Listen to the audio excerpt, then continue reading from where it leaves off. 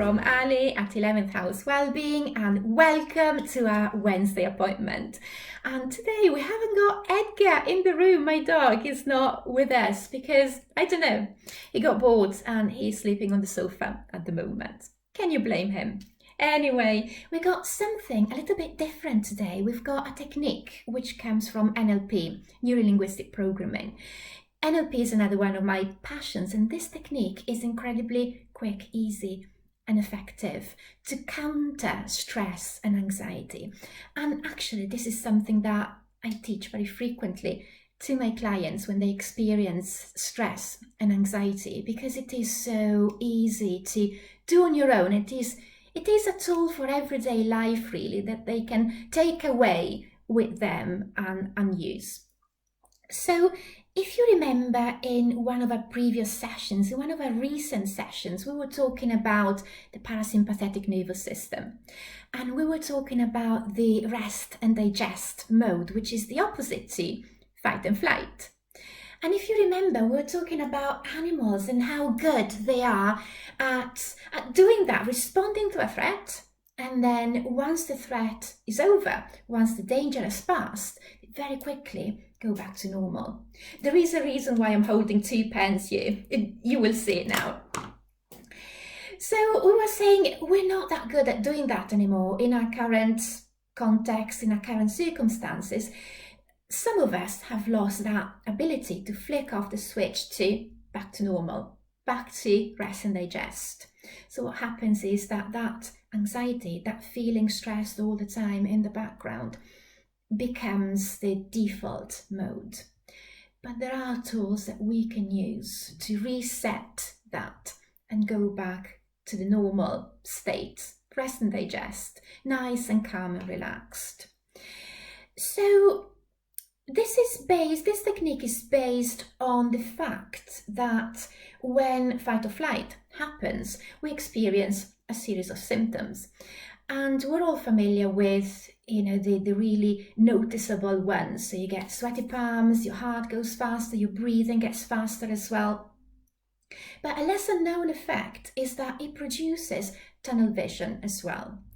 And I don't mean tunnel vision just in a metaphorical sense. This is a very real physical effect of your field of vision shrinking.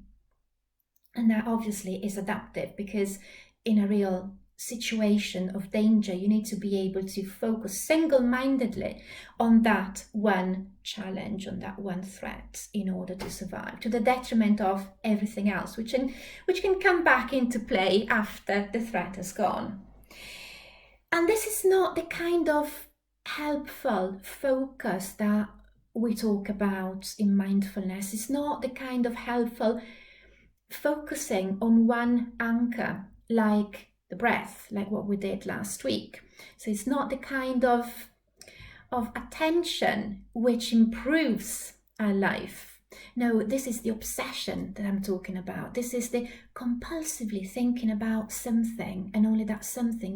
When we are in the throes of anxiety and it seems that our world has shrunk to that one thing, and we identify with it as well. Our whole being feels like it's being shrunk to that one thing which dominates your thoughts and your attention. So that is what we're talking about here, that kind of tunnel vision, that kind of obsession.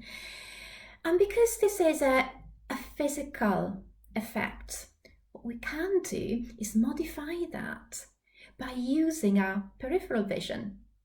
And of course, we know nowadays that communication between the mind and the body goes both ways. So the mind talks to the body, modifies the body's responses, and it goes the other way around. So by changing the way that we are acting, we can change our mind as well, and the way that we feel. So we can make sure by consciously using our peripheral vision, we can create that response from the parasympathetic nervous system and go back to a nice, calm and relaxed and slower state of mind.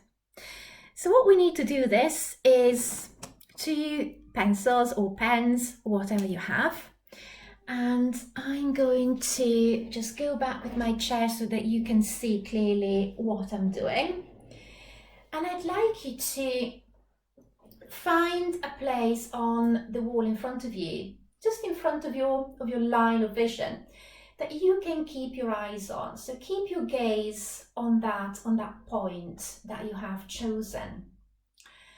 And as you keep your gaze focused there, I'd like you to take your pencils and put your hands out in front of you like this.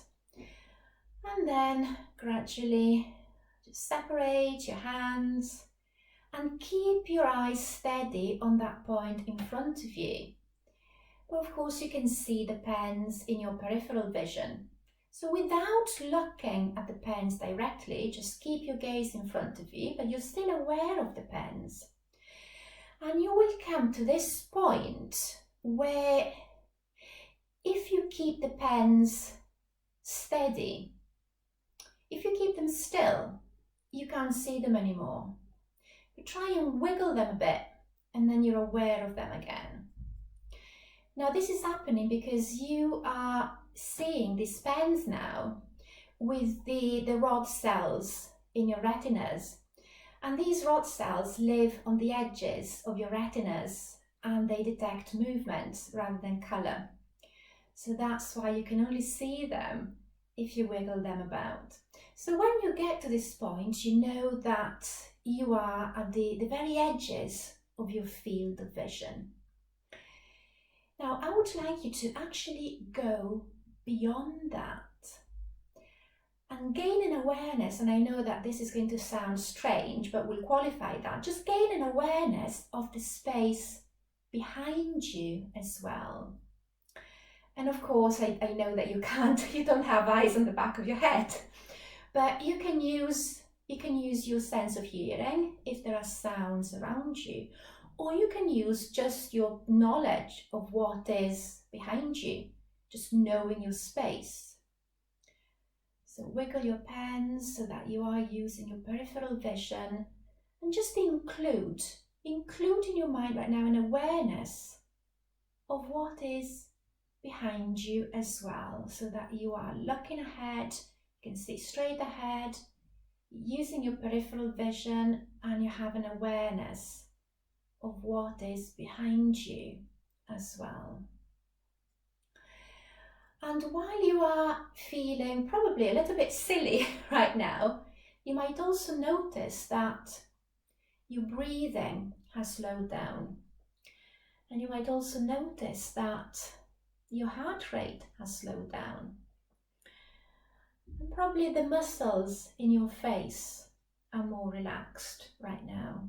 Your jaw, your eyebrows, your forehead, your cheeks. And that was just in less than a couple of minutes, actually. So these pens, now just to reassure you that these pens were only there because, at this point you didn't know the exercise, you didn't know what you were aiming for, but you don't need to use the pens every time. It's just for the first time or the first few times, just to gain an awareness and understanding of what you are doing, what you are aiming for and how it works.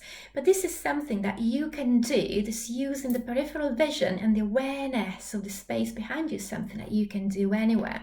You might be at work and have a potty break, and you can do this in your toilet cubicle if you're feeling a bit agitated, a bit stressed out. You can take this 2 minutes to do this exercise.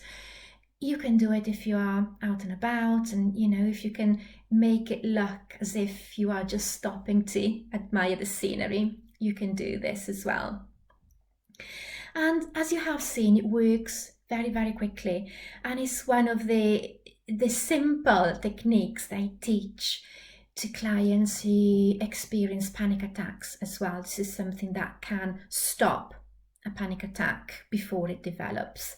And it is, I love it because it is really using the knowledge of how the mind works and how the body responds to tap into that, to improve your life. So have a go and see how it goes, and I'll see you here next week. Oh, and here's Edgar. He's come to say goodbye. Hi Edgar, say goodbye. All the best to everyone, and see you here next week. Bye, stay safe, bye.